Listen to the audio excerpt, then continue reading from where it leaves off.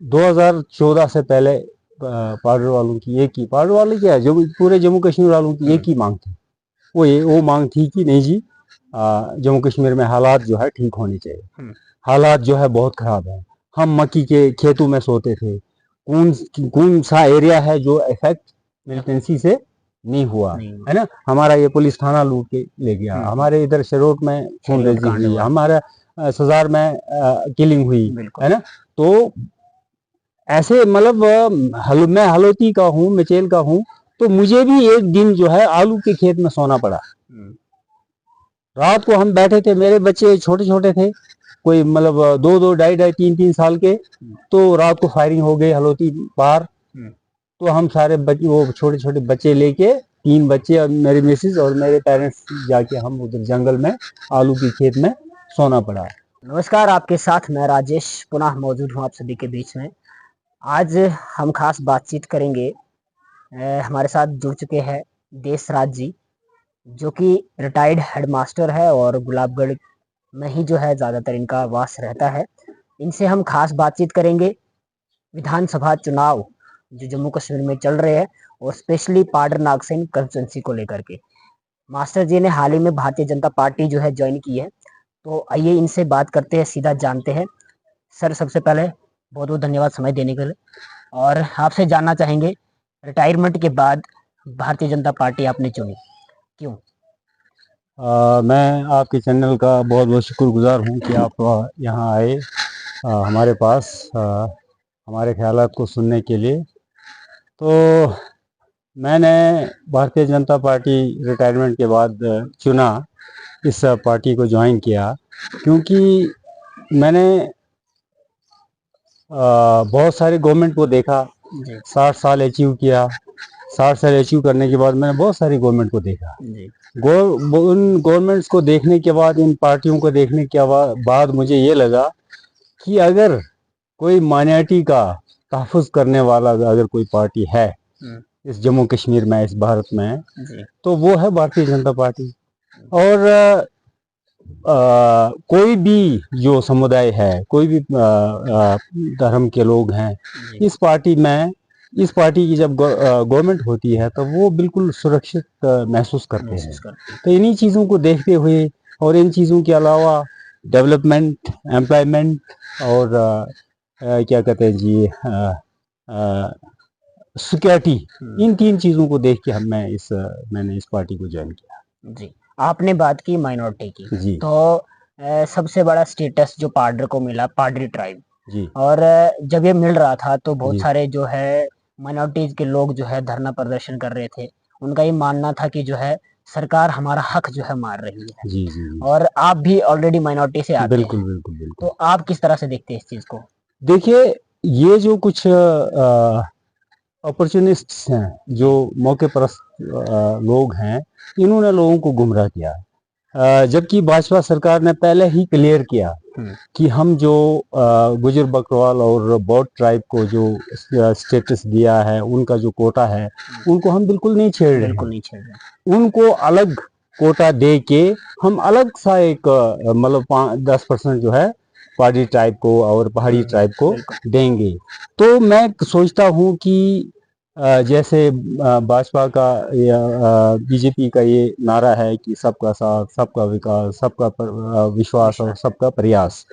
तो अगर मेरा बेटा खा पी रहा है, मेरा बेटा फल फूल रहा है, मेरा परिवार फल फूल रहा है, तो मेरे पड़ोस में जो बैठा है, मेरे दूसरे समुदाय के लोग, वो अगर प्रोग्रेस करते हैं, उनको भी कुछ मिलता है, उनके बच्चे भी अगर नौकरी हासिल करते हैं, तो इससे बड़ी बात क्या, अच्छी बात क्या हो सकती है। ये गुमराह किया हमारे लोगों को, जो सियासी लोग कहने का हैं। जो था ये कि जी। जो ऑलरेडी क्लियर था कि आपके कोटे से हम छाड़-छेड़ नहीं करेंगे, लेकिन कहीं न कहीं लोगों को बरगलाया गया, उनको गलत गाइड किया गया। और आज कहीं न कहीं हम देखते भी हैं कि ST1, ST2 करके 2 कैटेगरी जो है बनाई गई, और अलग-अलग इनका जो है जो रिजर्वेशन है अलग-अलग से आज देखने को मिलता भी है। बिल्कुल सर। दूसरा सर, आपने बात की डेवलपमेंट की, जी। तो कैसे देखते हैं आप 2014 के बाद जो डेवलपमेंट हुई और उससे पहले की जो डेवलपमेंट हुई? देखो जी, 2014 से पहले, जी। यानी मैं जब 25 साल का था, 26 साल का था, तो गिरफ्त वालों ने रोड बना दिया यहाँ तक, गुलाबगढ़ तक, और यहाँ से संसारी के लिए यहाँ से मुड़ के आगे निकल गया। उस वक्त से मैं मतलब 25-27 साल से मेरी उम्र 50 साल हो गई, हमने 1 किलोमीटर भी इधर उधर रोड जाते हुए हमने कोई तरक्की नाम की कोई चीज देखी नहीं है, ठीक है ना। अब उसके बाद इन 2014 के बाद मैं आपको प्रोग्रेस जो है गिनाता हूँ। पहले रोड की बात करते हैं। आप देखो सजार को देखो जी, आप पार्डर के बहुत सारे लोग जो हैं जो पार्डर में रहकर सजार नहीं पहुंचे हैं, देखा ही नहीं उन्होंने। बिल्कुल हम देखते थे जब हम वो राम रास्ता और वो नाग की चढ़ाई और शेर की चढ़ाई वगैरह चढ़ के हम देखते थे, पार जो है शाशो है, तो वहाँ सड़क गाड़ी का रास्ता बन रहा है, वहाँ करोड़ों का एक पुल बन रहा है, और पुल के साथ साथ रोड की अलाइनमेंट भी हो गई है, काम शुरू हो गया कब से 2-3 साल हो गए। अब उसके बाद आप देखते हैं यहाँ अठोली टू ततापानी आफानी रोड, तो उधर से आ जाओ आप ये लिगरी रोड, यहाँ से आ जाएं गुलाबगढ़ टू मसू रोड, तो यहाँ से जाएं आप, यहाँ से कुकांदराव रोड, यहाँ से फिर आगे के लिए गिने अब मचेल रोड, मचेल से आप यहाँ के लिए चले जाएं। एक रेवेन्यू विलेज है कबन, एक रेवेन्यू विलेज के लिए करोड़ों रुपए खर्च करके वहाँ सड़क निकल रही है। और वहाँ से जाएं आप उनगाई, कबन और उनगाई की चढ़ाई हाइट जो है लगभग बराबर है। हम पैदल जो है जाते थे, वो हमें पैदल जाने में बड़ा मुश्किल होता था, ऐसे नीचे देखते थे तो हमें चक्कर आता था। वहाँ गाड़ी का रोड बन रहा है। चिटो जो है कितनी हाइट पे है, चिटो जो है, चिटो के लिए सड़क बन रही है, गंधारी के लिए सड़क बन गई है। मैं कहता हूँ कौन सी जगह रह गई जहाँ अभी रोड नहीं है। तो यहाँ से मिचेल के लिए अब एक पुल लगना है, पुल लगते ही हमोरी तक गाड़ी जाएगी, तो कितनी बड़ी प्रोग्रेस है। उसके अलावा बहुत सारे सेक्टर में, हेल्थ सेक्टर को ले लो, एजुकेशन सेक्टर को ले लो, आप क्या कहते हैं, जो स्कीम्स हैं उन स्कीम्स को देख लो, गिनते आप थक जाएंगे। तो मेरे पास एक लिस्ट है, अगर मैं पढ़ के बताऊं तो कैसा रहेगा आप बताइए। हाँ जी।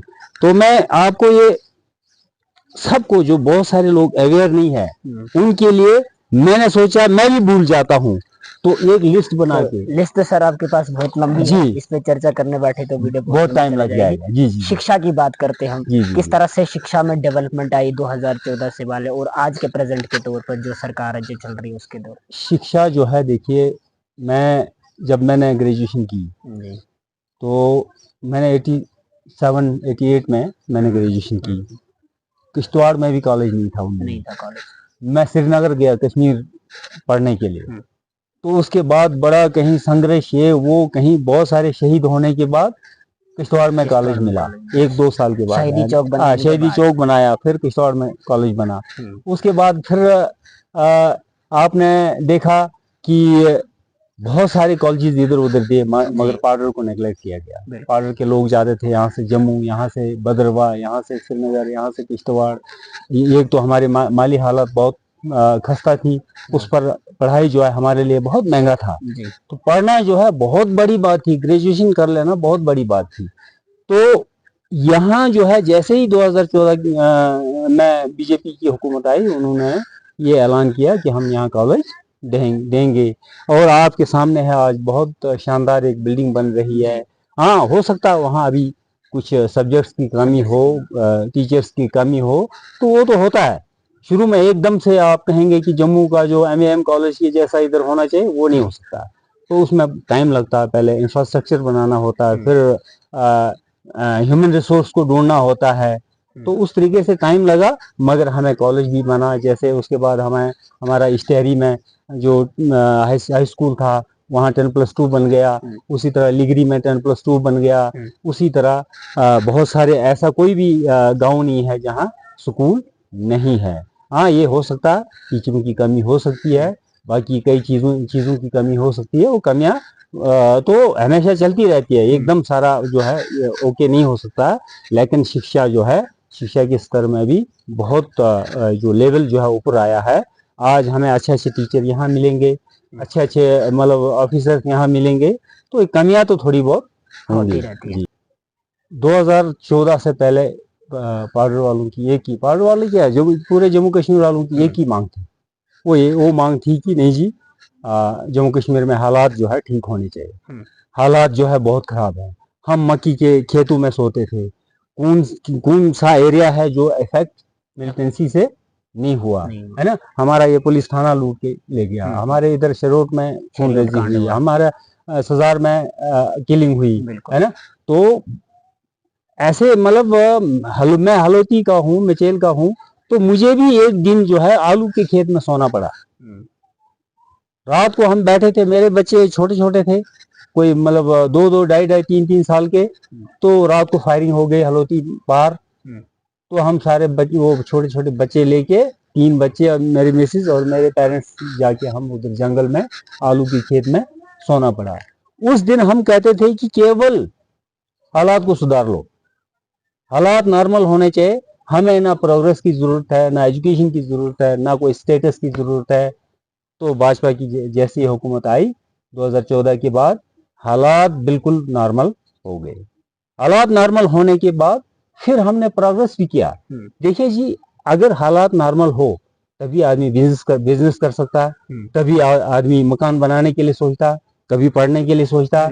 अगर हालात ठीक नहीं हो तो फिर हम कहते हैं नहीं जी, सिर्फ मेरी जान बचनी चाहिए, जान बची लाखों पाई, ये कहते हैं।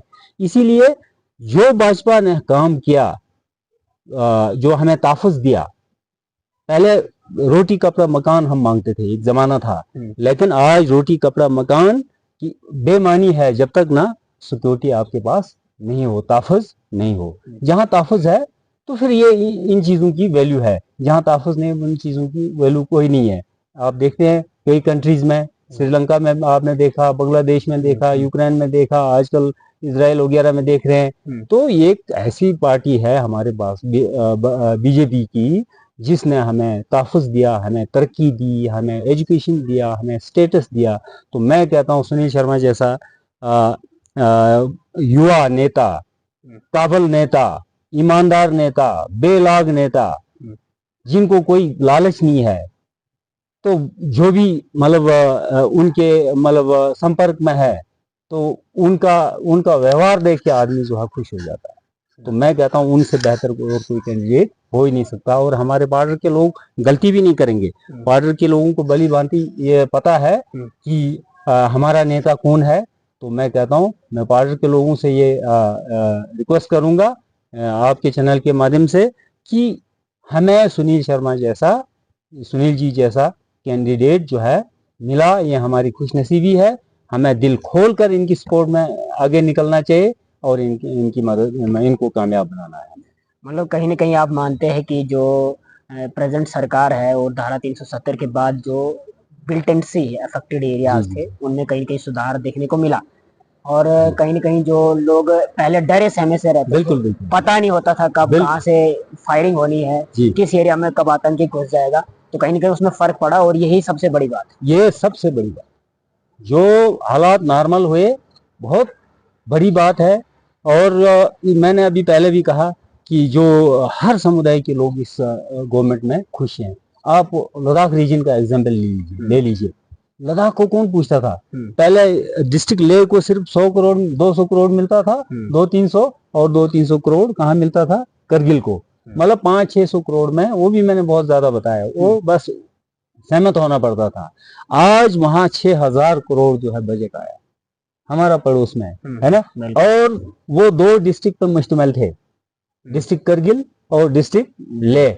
मैं मुबारकबाद पेश करना चाहता हूँ आपके चैनल के, आपके माध्यम से, चैनल के माध्यम से, कि मेरे जो लद्दाख के जो भाई बहन हैं, हमारे लोग जो हैं, उनको बहुत बहुत मुबारक कि उन्होंने भाजपा पर विश्वास किया और भाजपा पूरे उनके विश्वास पर खरे उतरे।